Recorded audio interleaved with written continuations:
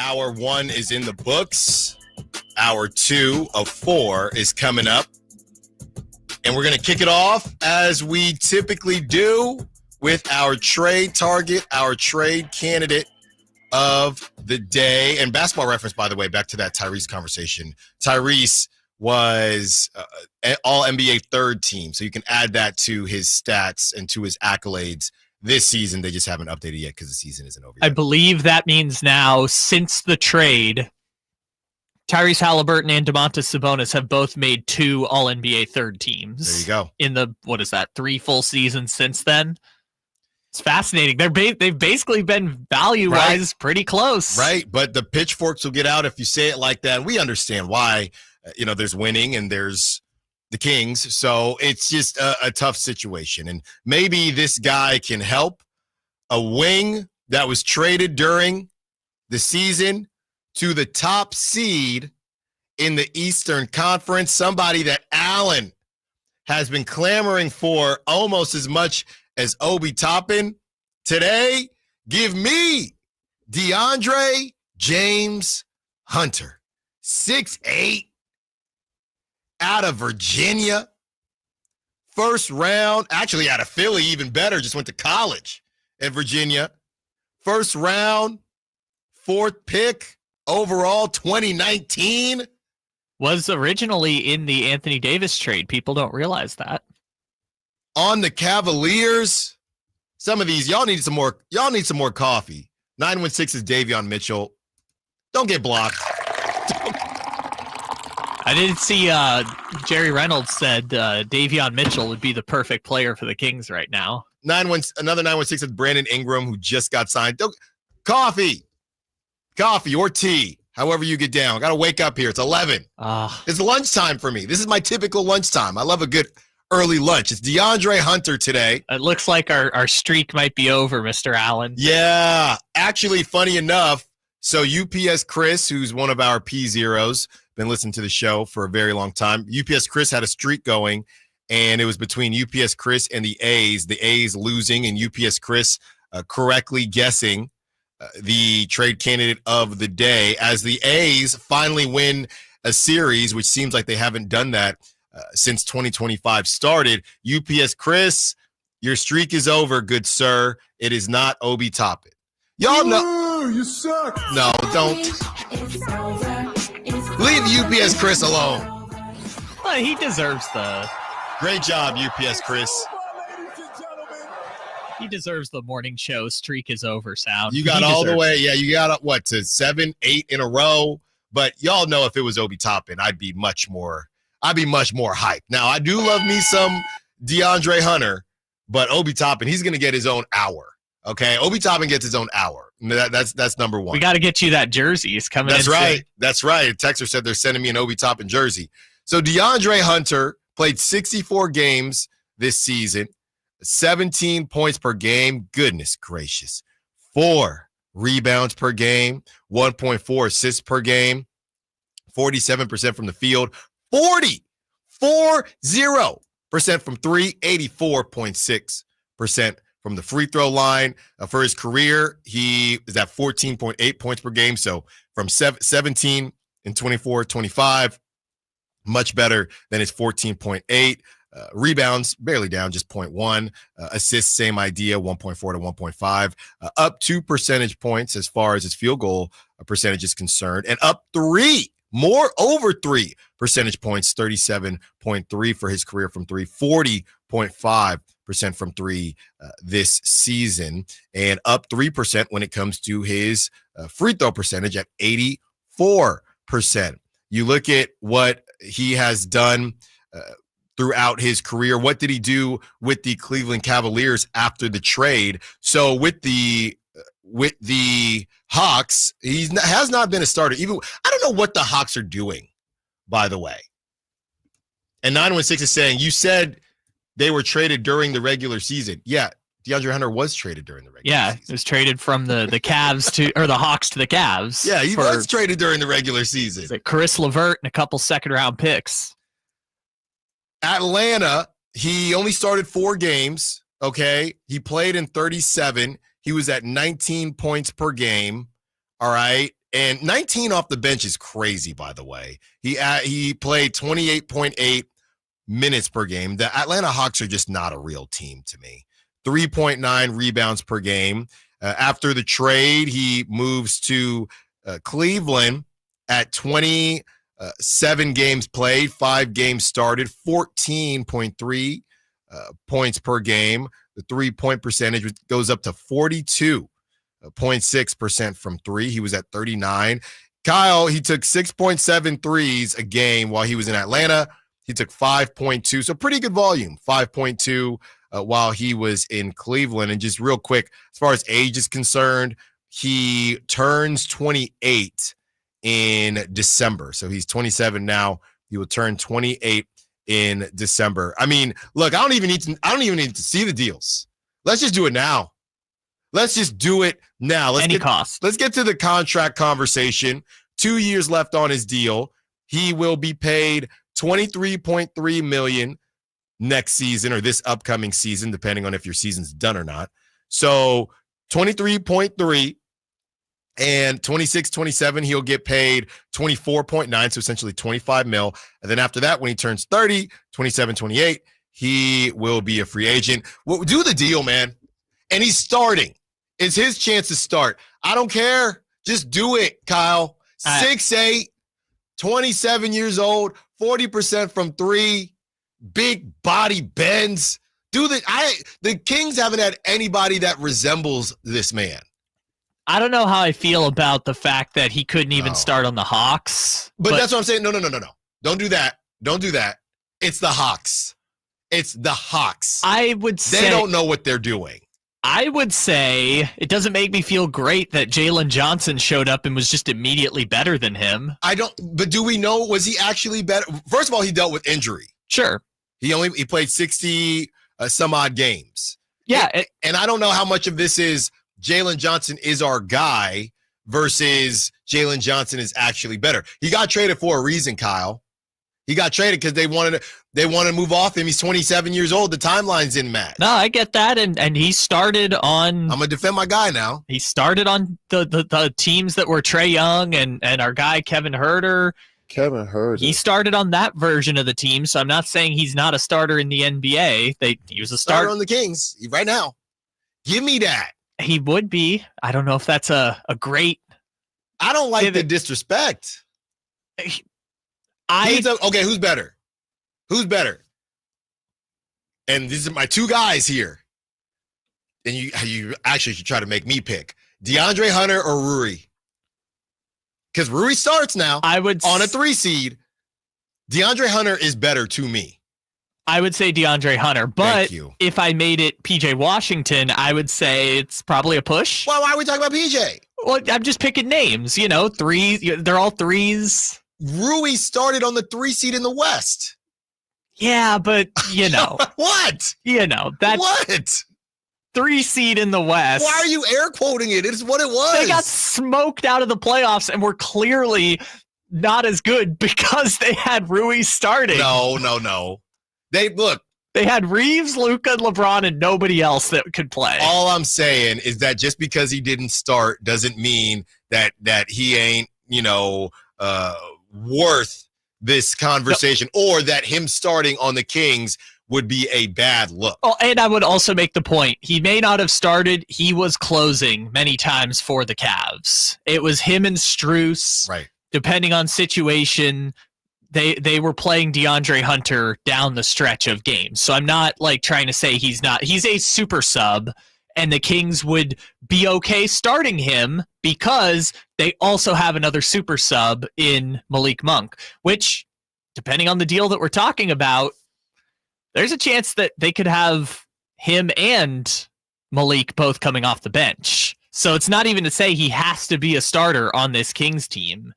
They absolutely could have both DeAndre Hunter and Malik coming off the bench. I would love to know who you have starting. Real quick, Kyle, I just wanted to give the minutes average. He averaged 27 minutes per game last season, 28.8 with the Hawks, 25 even with the Cavs. So he was playing 25 plus minutes per game. I also want to make this case to people of, well, why would they trade him? They just got him. And he was pretty much their sixth man during the playoff run. So the Cavs right now going into next year are over the second apron, which for those who don't know, that restricts your ability to make trades, sign minimum contract guys or buyout players.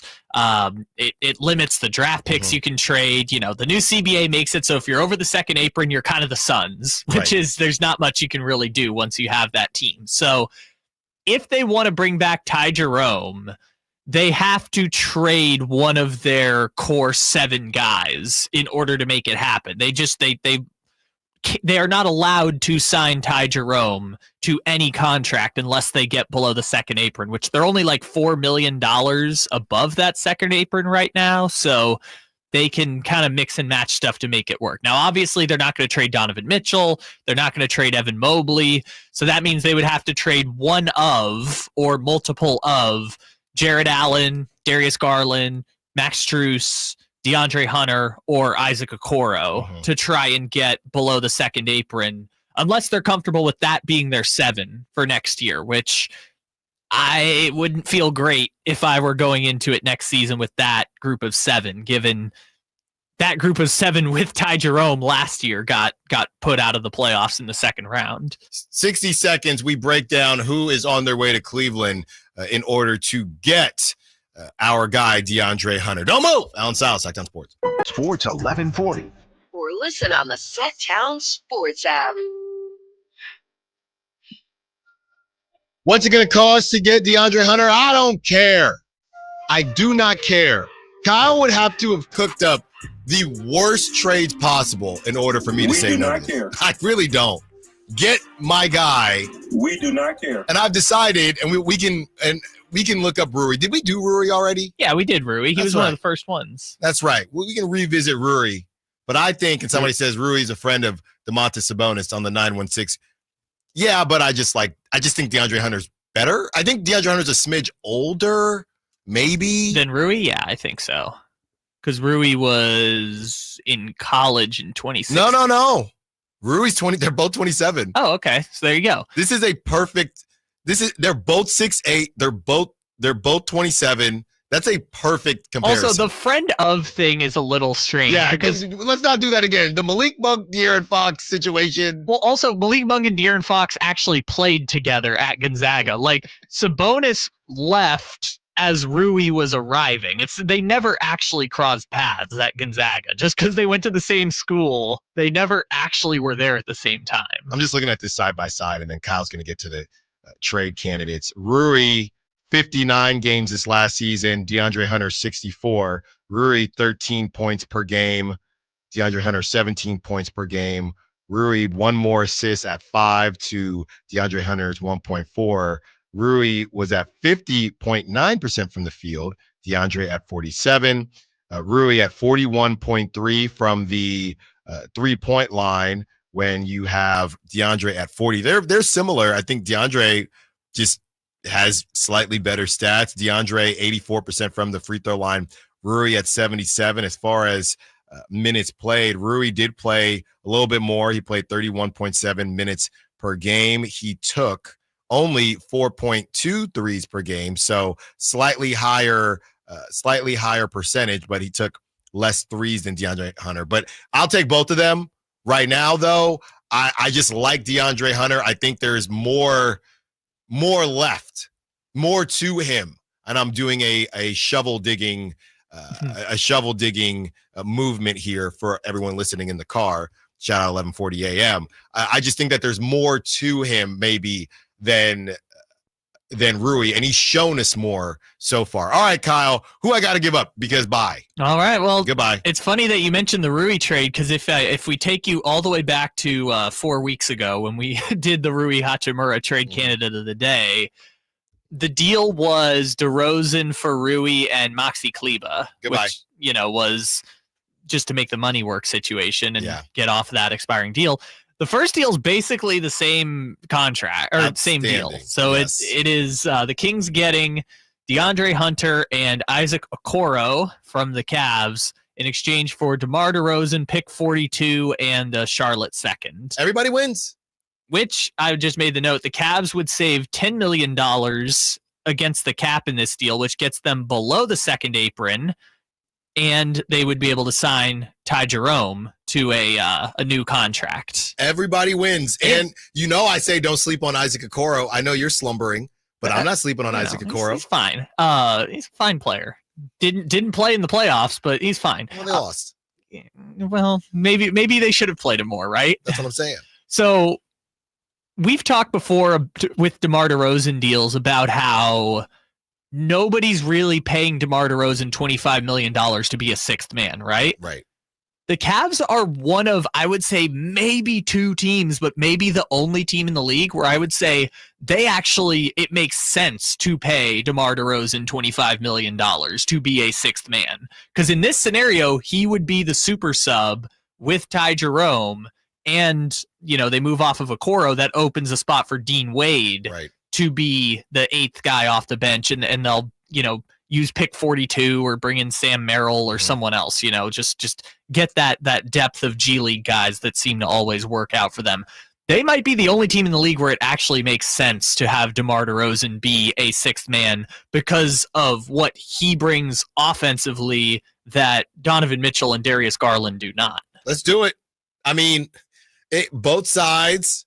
Who says no? It's very, life could be so simple. Get my guy to Sacramento. It's only if the Cavs decide we would rather have DeMar DeRozan and Ty Jerome than DeAndre Hunter and, whoever they flip for Isaac Okoro. And I think they really look, you can't lose Ty Jerome after what he just did. You cannot lose him. All right. So you better hold on to him.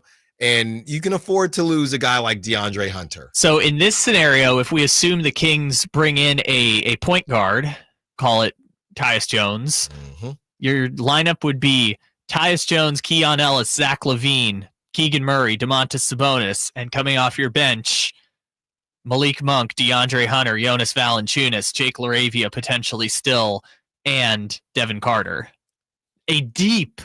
And Isaac Okoro, who probably won't play on this team, but a deep 11-man bench for the Sacramento Kings if they were to get the 2-for-1 package here. Sacramento Kings, welcome to the 6th seed. Welcome to the 6th. You finally did it.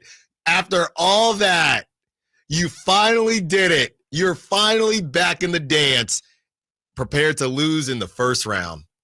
Probably the 7 seed, but we'll take it, Tyus Jones probably wouldn't close, but you'd have a closing lineup of LaVine, Monk, Keegan, Sabonis, and then either Keon or DeAndre Hunter based on size and matchups. I think we could do a little something with that if you're the Kings. I'm saying Brendan Nunez is on the Sac Chat. Shout out Brendan. He'll be in on Thursday for the Kings Roundtable. You can't afford to lose Ty Jerome, but can with Hunter is a little wild, my guy. Hey, man, I'm pumping the Cavs up. But look at what Ty Jerome did for you. You can't afford to lose that. But you're not losing you're not losing DeAndre Hunter, Brendan. You're upgrading to DeMar DeRozan. Oh, I'm sorry, Brendan. All you're doing is getting a Hall of Fame talent in return, DeMar DeRozan. To be your sixth man. Dropping 30 whenever you need it. Donovan Mitchell is off. Darius Garland with the toe. We don't know what's going on with his toe. But we know that DeMar DeRozan will show up. We know that. It's easy. You lost in the second round. Okay, you could not find offense when you needed it. So now other teams got to deal with Ty Jerome and DeMar DeRozan. That's the Cavs' dream. I mean, DeAndre Hunter couldn't even start on the Hawks, and I bet Brennan's going to be like, he's probably better than DeMar DeRozan. No, DeMar DeRozan's still a very good basketball player. Just different style of offense. So let's really get down to the nitty gritty. The Sacramento Kings. So who did you have starting? How is DeAndre Hunter on the bench again? Well, because they would still need a point guard. So it would be your point guard, Keon, Zach LaVine, with the closing lineup would probably have Monk, coming in for whoever your point guard is, Tyus Jones, and then based on matchups, Hunter or Keon Ellis. It's a Tyus Jones starting point guard that might be around 20 minutes. Yes, yeah. 20, 25 minutes. Again, it's more about who closes than who starts. Are y'all ready for the XXL t-shirts? Let me ask you that, because they're coming.